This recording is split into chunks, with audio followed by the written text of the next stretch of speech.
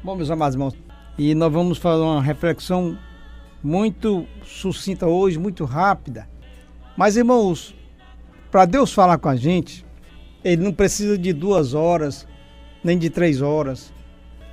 A Bíblia diz que uma palavra só, uma palavra ungida, pode muito em seus efeitos. O problema, quando se vai para a igreja cultuar a Deus, o propósito é ouvir a voz de Deus, é ouvir o que Deus tem para falar para nós e não o que a gente quer ouvir, né? Então até hoje tem muita gente que vai atrás da bênção. Aí eu vou atrás da bênção. Você já é um abençoado, irmão. Seja grato, vá agradecer, vá para o culto, adorar a Deus. Aí, irmão, você perdeu o culto. Não, ninguém perde culto. Você deixou de cultuar. Já ouvi muita gente assim, irmão, você perdeu o culto, foi uma bênção. Não, mano, eu não perdi o culto, não. Eu deixei de ir para o culto na igreja, mas o culto é onde eu estou. O culto é onde eu estou, irmão. O culto é a vida, é o modo de viver, que é cultuar a Deus. O que agrada a Deus não é só estar 2 horas na igreja, não. É o modo de viver durante o dia todo. Porque o sacrifício irregular ele não aceita. No que adianta eu passar o dia todo pensando no que não devo, fazendo o que não devo, e à noite eu estou lá apresentando o culto a Deus. Não é por aí, não. Muitos não sabem o que é cultuar a Deus, nem são ensinados. Porque cultuar a Deus vai muito mais além do que estar na igreja 2 horas. É apresentar o corpo, não, Paulo não manda ninguém ir apresentar o corpo lá na igreja. É apresentar o corpo, a mente, os olhos a Deus durante o dia, durante a noite. É apresentar o corpo como um sacrifício vivo, santo, agradável. Não é desagradável como muitos estão fazendo, como muitos estão cultuando a homens. Ó, irmão, o negócio está desandando, está sério. Nós temos a graça de Deus, a misericórdia de Deus, e nós somos salvos. Salvo de quê? Você foi salvo de quê? Alguém já lhe falou? Salvo do pecado. Mas salvo da ira. Nós somos salvos da ira de Deus, porque a ira de Deus vai se manifestar e vai ser cruel. Culpa do homem. Culpa do homem. Somos salvos da ira. E também libertos do poder do pecado, das trevas. A Bíblia diz que o pecado não reina mais em nós. Nem deve reinar. Nem deve. Reina no ímpio, porque ele é fruto do pecado. E a sua religião não impede de pecar. Mas a minha também não impede, não. Eu não tenho religião. Eu não tenho prazer em pecar. Ninguém pode, irmão, levar a Bíblia ao pé da letra, porque nem tudo está escrito da forma como está escrito, a revelação da palavra. Isaías, ele diz que ele levou sobre si as nossas enfermidades. Isaías está falando ali dos nossos pecados, porque o irmão já nasce com diabetes, já nasce com problema de rins, já nasce, irmãos, já nasce com tanta coisa e ainda adquire depois de nascido. Então, se fosse doença física, você aceitava Jesus, não adoecia mais. Mas Isaías está falando dos nossos pecados, que é uma doença cruel, que mancha a alma e leva a alma para o inferno. É a alma, não é o corpo não. O corpo vai para a sepultura.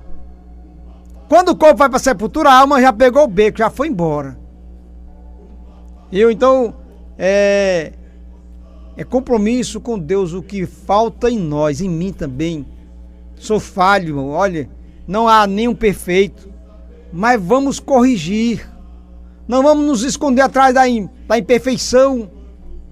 A carne é fraca, irmão. Não, a carne é fraca se você não alimentar o espírito. Quando eu alimento a carne, o espírito morre. A carne aqui é a velha natureza. Então, Romanos capítulo 8, versículo 18, 27 ao 30, nos diz assim, irmãos: porque para mim tenho por certo que as aflições deste tempo presente não são para comparar com a glória que em nós há de ser revelada. E aquele que examina os corações sabe qual é a intenção do Espírito. E é ele que, segundo Deus, intercede pelos santos.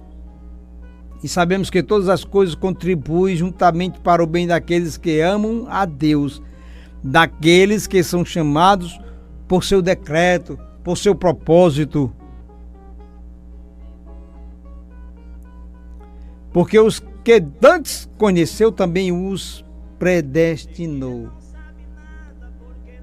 para serem conforme a imagem de seu Filho, a fim de que ele seja o primogênito entre muitos irmãos. E aos que predestinou, a esses também chamou, e aos que chamou, a esses também justificou, e aos que justificou, a esses também glorificou.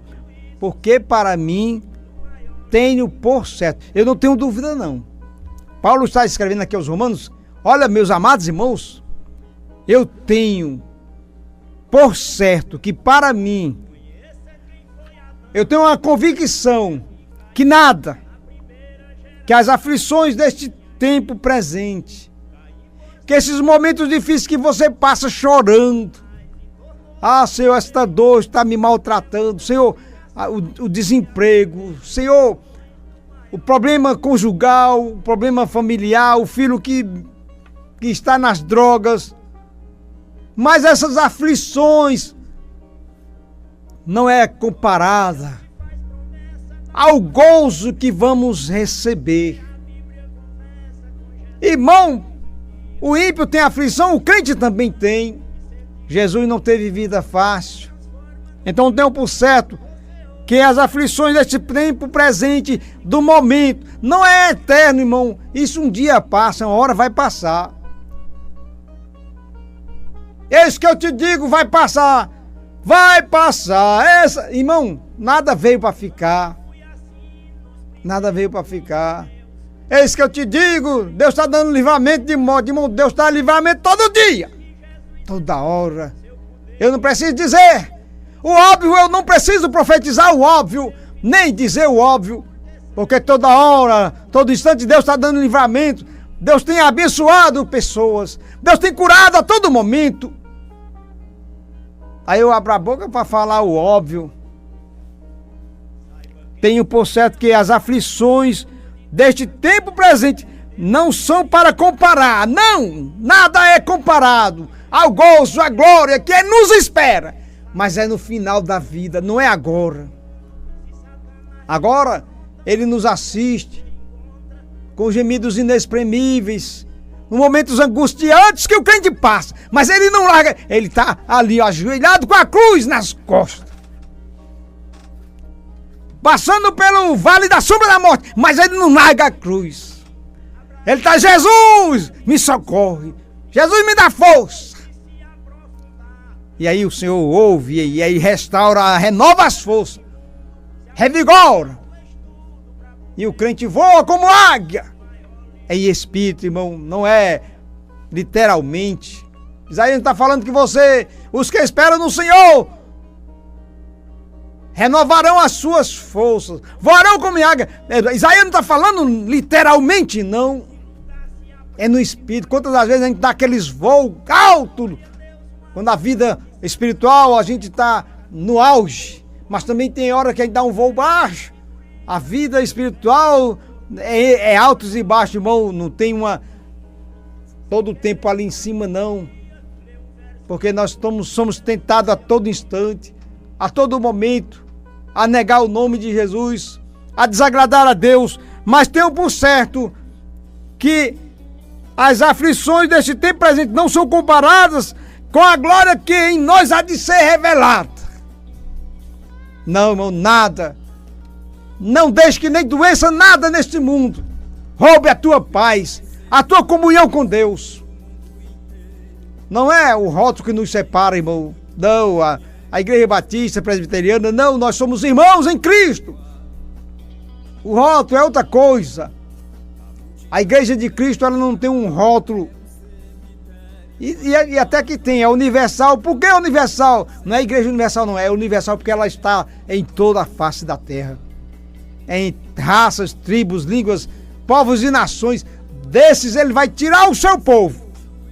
Vai tirar uma igreja de dentro da igreja.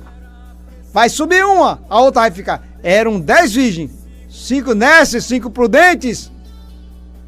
Mas havia uma orientação para as virgens permanecer firme. Não havia data para o noivo chegar, mas ele poderia chegar a qualquer momento e ele vai voltar a qualquer momento. Não abrir e fechar de olhos. E aquele que examina os corações sabe qual é a intenção, irmão. Ele conhece, ele sonda os nossos corações. Ele sabe quando a gente está fingindo. Mas o verdadeiro crente, ele não finge, não. Ele chora muitas das vezes quando está desagradando a Deus. Ele vai aos pés do Senhor, que tem o refrigério, que tem a restauração. É nos pés do Senhor. E Deus, pela sua misericórdia, nos restaura, nos renova, nos perdoa, porque Ele conhece as nossas limitações, sabe que não somos perfeitos, mas conhece que sabe que nós temos uma briga todo dia, uma luta para andar na sua presença. E aquele que examina os corações sabe qual é a intenção do Espírito. Sabe, irmão, se é de enganar ou se é de adorar na beleza da sua santidade, ou se é de aparência. E é Ele que, segundo Deus, intercede pelos santos. Sim, intercede por nós. E sabemos que todas as coisas contribuem para o bem daqueles que amam a Deus. Aí tem gente, para aí. Não, irmão, o versículo não para aí. Todas as coisas contribuem para o bem daqueles que amam a Deus, daqueles que são chamados segundo o seu propósito. Olha, não parem, é aquele, todas as coisas. Você está sofrendo, foi chamado. Então, todas as coisas contribuem para o bem daqueles que são chamados segundo o seu propósito. Não é para qualquer um, não. Não é para qualquer um. Mas tem gente que só lê a metade do versículo, só pega na parte A, na parte B, no X, no Y. Não, irmão. Todas as coisas contribuem para o bem daqueles que amam a Deus, e não somente isto, mas que são chamados segundo aos que são chamados. Quem são? Todos os crentes são chamados. Agora, escolhido? Não. Escolhidos são todas para o bem daqueles que amam, são chamados segundo o seu propósito. Fomos chamados para ser diferentes, para fazer a diferença. Porque os que Deus conheceu, primeiro ele conhece, depois chama. Ele não chama sem conhecer. Os que Deus conheceu, também os predestinou. Olha, a predestinação aqui, ninguém já nasce predestinado. Não. Ninguém nasce, irmão, predestinado a morrer. Só não morre quem não nasceu. Mas quem nasceu vai morrer fisicamente. E se não tiver cuidado, morre fisicamente e espiritualmente. Porque os que Deus conheceu, também os predestinou para serem. Oh, irmão, conforme a imagem de seu filho. Não é para qualquer coisa, não. Predestinou para um objetivo, para ser diferente, para ser parecido com o seu Filho, Jesus Cristo. A fim de que Ele, não é você, é Ele, seja o primogênito entre muitos irmãos. E aos que predestinou, olha, o ímpio, ele escolhe o seu destino. Não é Deus que lança o ímpio no inferno, não, é Ele que escolhe o seu destino. Ele quer ir para o céu, todo homem quer ir para o céu, mas andando para o inferno. Não chega no céu andando para o inferno, não chega no céu. E aos que predestinou, a esses também chamou, e aos que chamou, a esses também justificou. Fomos justificados. Não por obras, não por beleza, não por riqueza, mas pelo seu infinito amor, pela sua graça, não foi por lei. Fomos justificados pela graça de Deus. Ninguém é justificado por lei nenhuma, porque a lei condena. Se errar num tio, numa vírgula, está condenado. Para isso ele se manifestou, porque ninguém seria salvo através da lei. Mas ele se manifestou, a lei, até ele chegar, ele chegou trazendo a graça. E aos que predestinou, a esse também chamou, e aos que chamou, a esse também justificou. E aos que justificou, a esses também glorificou. Então, irmãos, nós não podemos blasfemar, nem murmurar como muitos murmuram. O que você está passando agora, você é crente? Não murmura. É permissão de Deus. Nada, exatamente nada acontece na tua vida, nem na minha, sem a permissão de Deus. Então eu fico na mão dele. Eu descanso em Deus, porque sei que nenhum sofrimento passarei sem a permissão dele. E se passar é porque ele está permitindo. Foi assim com Jó. Satanás pediu permissão para mexer com Jó. Enganado, pensando que Jó ia negar porque era rico. Se tirasse a riqueza dele, ele ia negar. Tirou, não negou. Tirou a família, morreu os filhos, não negou. Acabou com tudo, permaneceu fiel. Embora Jó disse que Deus deu, Deus tomou, é uma forma de se expressar, mas Deus não tomou. Deus permitiu que Satanás fosse lá e tomasse. Então, tudo na tua vida, na minha vida, o que acontece? Nenhuma coisa acontece na minha e nem na sua sem a permissão de Deus. Então, irmão, eu glorifico a Ele, eu exalto a Ele. Tenho por certo que as aflições deste tempo presente não são para comparar, irmão, não são, com a glória que nos há de ser revelada. Então permanece firme, continua glorificando a Deus, porque o nosso destino é o céu. Amém.